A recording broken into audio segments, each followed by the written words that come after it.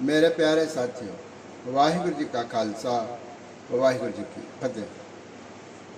परसों हमने जहाँ पर पावन चौपाई साहब की पंक्तियाँ छोड़ी थी, उसके आगे आज हम विचार और चिंतन करेंगे।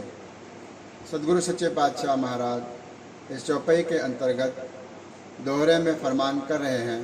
दोहरा, तीन बेदियन के कुल बिखै, प्रगटे नानक राय।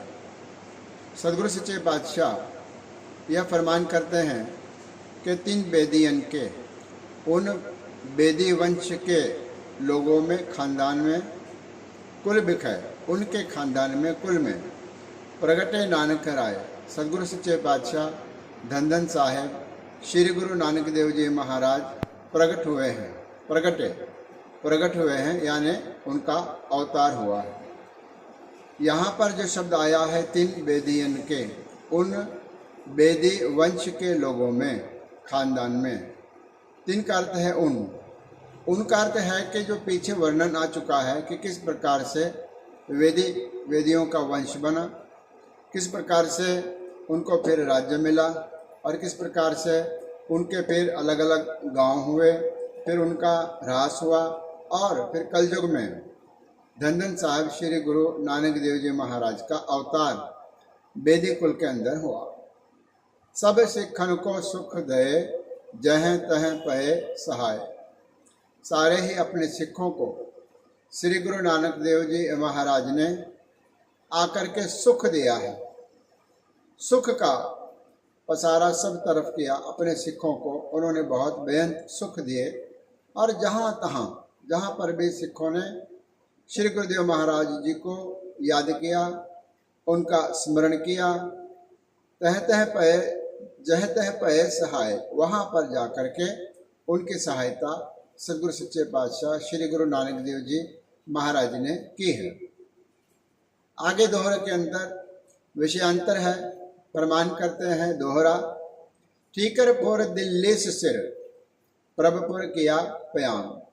इस दोहरे के अंदर गुरुदेव जी महाराज धन धन साहिब श्री गुरु गोविंद सिंह जी महाराज फरमान कर रहे हैं, ठीकरपुर दिल्ली से सिर। ठीकर का अर्थ है यह शरीर रूपी जो ठीकरा है, वह फोड़ करके यानी उसको कुर्बान करके, फोड़ करके, किसका ऊपर? दिल्ली से सिर। दिल्ली का जो बादशाह था उस समय औरंगजेब, यह धन धन साहब श्री गुरु तेग बहादुर महाराज जी के शहीदी के बारे में धन धन साहब श्री गुरु गोविंद सिंह जी महाराज फरमान कर रहे हैं। ठीकर फोर दिल्ली से स्यों, अपने शरीर रूपी ठीकरे को दिल्ली से, दिल्ली का जो पति है, दिल्ली का जो राजा है औरंगजेब, उसके सिर पर अपने शरीर रूपी ठीकरे को फोड़ दिया है और प्रभपुर किया प्यान। प्रभुपुर का अर्थ है वो अकाल पुरख परमात्मा के गांव में, शहर में, अर्थात सचखंड।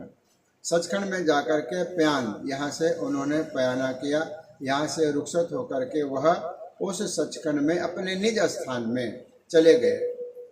फिर कहते हैं, तेग बहादुर सीक्रिया, करी न किन्हू आन।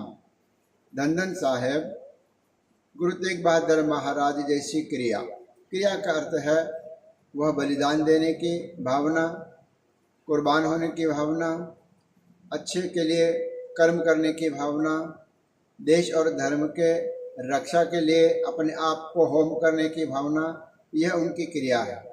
इस प्रकार की जो पवित्र क्रिया है, जिस प्रकार से साहिब श्री गुरु तेग बहादुर महाराज जी ने की, करीना किन्हू आन, वह किसी और ने नहीं की, वो कोई और कर नहीं सकता।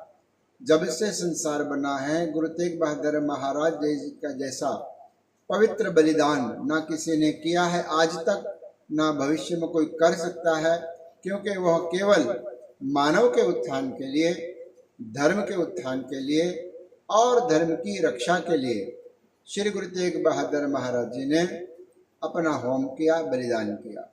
फिर आगे एक और दोहरा है। इस दोहरे के अंदर श्री गुरु तेग बहादुर महाराज जी के बारे में कलगीधर पातशाह महाराज के मन में जो विचार है वह उन्होंने यहाँ पर वर्णित किया। कहते हैं दोहरा, तेग बहादुर के चलत भयो जगत को शोक। धन साहब श्री गुरु तेग बहादुर महाराज की जब शहीदी हुई, वह जब चलने लगे स्वर्ग की तरफ, सचखंड की तरफ जाने लगे, सारे जगत में शोक की लहर फैल गई। सब जगह शोक ही शोक हो गया। हजारों लोगों ने तो दिल्ली के चांदनी चौक में अपने आँखों से धन साहब श्री गुरु तेग बहादुर महाराज की शहीदी को देखा, उनके प्रत्यक्ष दर्शी रहे।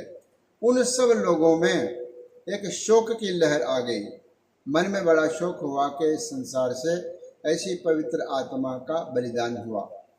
और जिन जिन लोगों ने सुना, जिन्होंने देखा नहीं लेकिन सुना शहीदी के बारे में, उनके मन में भी शोक फैल गया।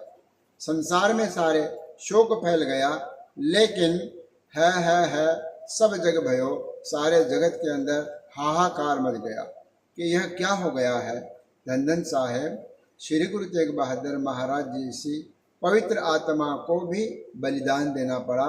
है करते हैं, सब हाय हाय करने लगे, शोक में डूब गए। लेकिन जय जय जय सुरलोक, सुरलोक का अर्थ है वह स्वर्गपुरी, परमात्मा का सचखंड, देवताओं की नगरी, जहाँ पर जय जयकार होने लगी कि इस जगत में, इस कलयुग में ऐसी महान कुर्बानी करके धन साहब श्री गुरु तेग बहादुर जी महाराज अपने निज स्थान, अपने सचखंड में जाने लगे, तो पूरे देवताओं के नगरी में, सुरलोक में, बैकुंठ में, इंद्र के नगरी में जय जयकार की धुनी होने लगी। ये 3 दोहरों का विचार हमने किया। आगे सवई आएगा, उसकी विचार हम निरंतर परसों करेंगे।